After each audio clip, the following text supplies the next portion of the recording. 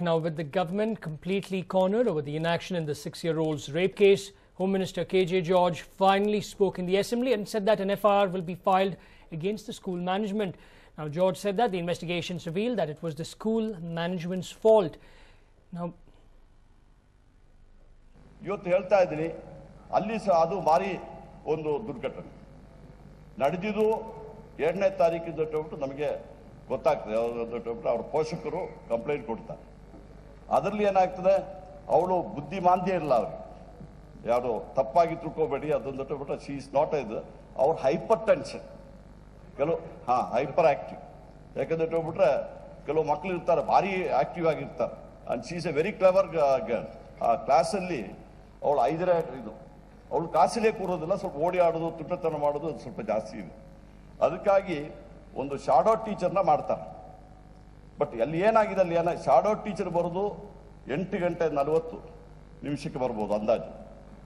ಇವ್ರದ್ದು ಬಸ್ ಇವ್ರನ್ನ ಬಿಡೋದು, ಬಸ್ ಬಂದು ಬಿಡೋದು 7:40 ಯಾರು ಇಲ್ಲ ಆ ಹುಡುಗಿ ಓಡಿಯಾಡ್ತಾ ಇರ್ತಾರೆ. ಎಲ್ಲಿ ಬಿಟ್ರೆ ಅದನ್ನು ಆ ಸಂದರ್ಭದಲ್ಲಿ 2ನೇ ತಾರೀಕು ಆಗಿದೆ ಅಂತ ಅವ್ರು ಹೇಳ್ತಾರೆ. ಬಟ್ ನಮ್ಮ ಪೊಲೀಸ್ ಸ್ಟೇಷನ್ಗೆ ಕಂಪ್ಲೇಂಟ್ ಬರೋದು 14ನೇ ತಾರೀಕಿಗೆ.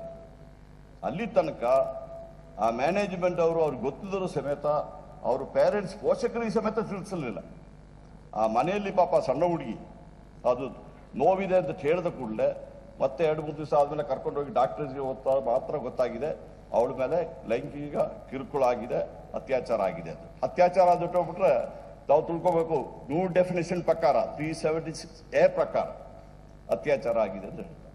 ಕೂಡಲೇ ತಾವು ಹೇಳ್ದಂಗೆ ನಾವು ವಿಚಾರಣೆ ನಡೆಸಬೇಕಾಗ್ತದೆ. ಪೊಲೀಸ್ ಅಧಿಕಾರಿಗಳು ಯಾರನ್ನ ಹಿಡ್ಕೊಂಡು ಬಂದು ಅರೆಸ್ಟ್ ಮಾಡಲಿಕ್ಕೆ ಆಗೋದಿಲ್ಲ. ನಾವು ಆ ಶಾಲೆಯವರು ಸಮೇತ ತಪ್ಪು ಮಾಡಿದ್ದಾರೆ. ಅವರು ಮೊದಲೇ ಇದನ್ನು ರಿಪೋರ್ಟ್ ಮಾಡಬೇಕಾಗಿತ್ತು. ಮತ್ತೆ ಅವರು ಆ CCTV ಎಲ್ಲ ಕೊಡಲಿಕ್ಕೆ ಸ್ವಲ್ಪ ತಡ ಮಾಡಿದ್ದಾರೆ. ಅವರ ವಿರುದ್ಧ ಸಮೇತ ಈಗಾಗಲೇ ನಾವು FIR ಫೈಲ್ ಮಾಡಿ ಕೇಸುಗಳನ್ನ ದಾಖಲೆ ಮಾಡಲಿಕ್ಕೆ ನಾವು ಈಗಾಗಲೇ ಒಂದು ಸ್ಪೆಷಲ್ ಟೀಮ್ ಹಾಕಿದ್ವಿ. ಆ ಶಾಲೆ ಸಮೇತ ಸುಮಾರು 6,000 ಮಕ್ಕಳು ಓದ್ತಿದ್ದಾರೆ. In fact, the Home Minister also assured that the second accused in the case will be arrested soon. ಆ ಶಾಲೆಯವರು ಯಾರು ಆ ಫಿಸಿಕಲ್ ಇನ್ಸ್ಪೆಕ್ಟರ್